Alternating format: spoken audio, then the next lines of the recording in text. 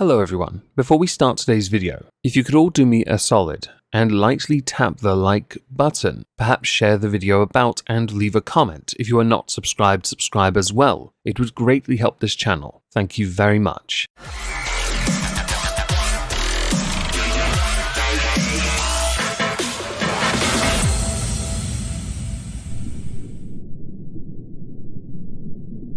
Hello everyone, welcome back to Omegon 2 Electric Boogaloo. Before we start, I'd like to apologise for this visual. Things should be back to normal on Monday. Today I'd like to continue talking about something that we spoke of on Wednesday, which would be the discussion concerning sporting bans for trans athletes. Because there was a subject that I was supposed to put in the exhibition of stupid people that I completely forgot to put in there, which is relevant to this and worthy of a video on its own. This was something I originally saw via Twitter, and I'm going to give you Cliff's Notes if you've not seen Wednesday's video. A number of sports, swimming internationally, has banned trans athletes. In the UK and the triathlon, trans athletes have also been banned from competing in, for example, male to female in women's categories, instead favouring open categories, which, according to many of you that commented and on Twitter, already existed anyway. Thank you to those that told me of this, I actually didn't know. So on Twitter, in the events tab, courtesy of Metro, a tabloid in the UK, I am a trans man who plays rugby. I am sick of us being treated like we are inferior. So this is somebody who has transitioned from female to male. And some of you actually had asked me why there was a lack of discussion when it came to trans men in sports.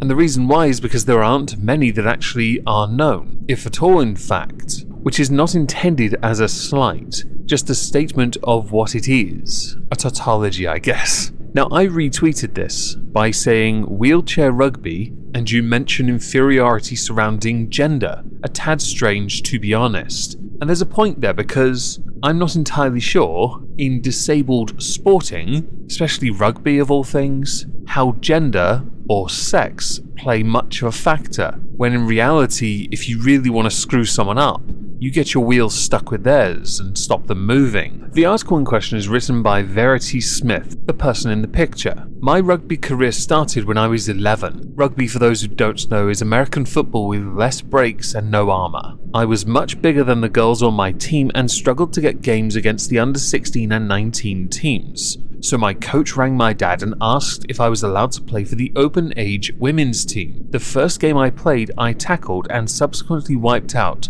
one of the opposition's top players, and the rest was history. You didn't get arrested, did you? Did you eye gouge? I played league and union in the original women's leagues, and represented for the North East and North of England at county level. Although I've played 30 years of rugby, with a further 3.5 years playing in the Wheelchair Rugby League after a sporting incident in 2018. Well, I guess my earlier remarks with the wheelchair are limited to only a few years of playing. My apologies. It's been amazing, and I've made friends for life with other players and coaches. But playing women's rugby when you know you're not a woman is hard. The moment World Rugby announced its ban on trans women and girls back in October 2020 due to significant risk of injury for cis women, I was both devastated and frustrated. You would think, based on that I would have put that in Wednesday's video, but this tells you just how well rugby goes under the radar, because I heard nothing of it. And for the sake of it, I support it. I fully support this obvious separation. The differences are too vast,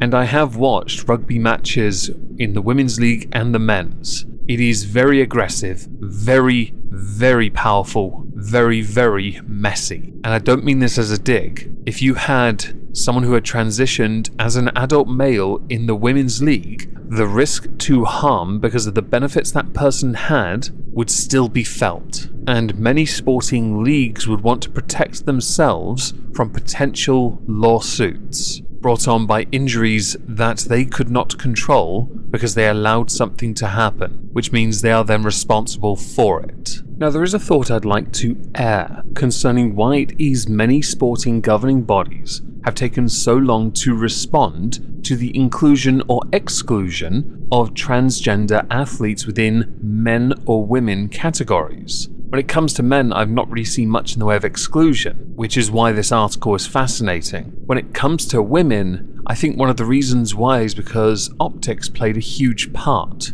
and many places play the optics game to a T. Some play it so much that they end up going what others dub woke and then summarily broke. And so in this case, I do firmly believe with many of the sports it was because they couldn't be sure how much of a difference there'd be until these lines have been crossed. So I guess it became a form of litmus test, and once things started to shift, and many more discussions started to take place as to what a woman is, these lines then weren't going to be drawn in the sand. Some have regardless just said, yes, go nuts, you do you, boo, which then led us to the infamous Laurel Hubbard, who didn't achieve as much as they could have because of injuries that persisted during the later part of her career, and I've covered Laurel Hubbard on BitChute. There's a reason for that, because YouTube really doesn't like it when you talk about these subjects. Now, the article continues talking about Verity's experiences on the pitch when this happened, when this ban happened,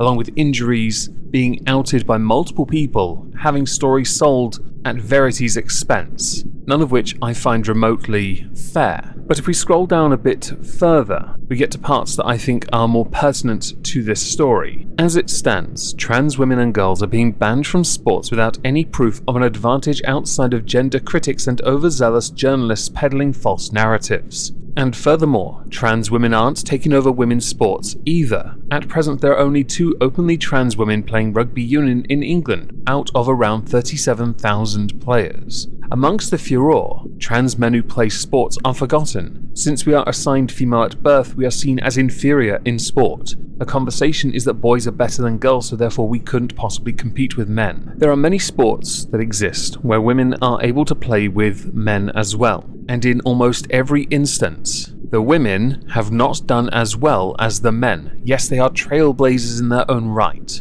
but they have not managed to win something within that respective sport high enough or respected enough or ranked enough to be on level or on par with the men. Let's take a sport where it basically involves hand-eye coordination to a T, shall we? Let's go with snooker. There are a couple who are doing quite well, yes, but they are still not quite up there. And it's because there is a clear and obvious difference regardless of what you try and say. And a lot of what you have just said is fake news and science denial. Verity continues to talk about a charity supporting transgender, non-binary and gender diverse young people and their families, but ends with the following. Sport means many things for many people, and if I have lost my sport to the prejudices of other small-minded individuals, I wouldn't be here now. Trans women and girls are still banned at an international and elite level under World Rugby Games. For trans, non-binary and gender diverse young people, this removes any chance of even dreaming of becoming an international player. Their mental health is put at risk. Resist the obvious remark.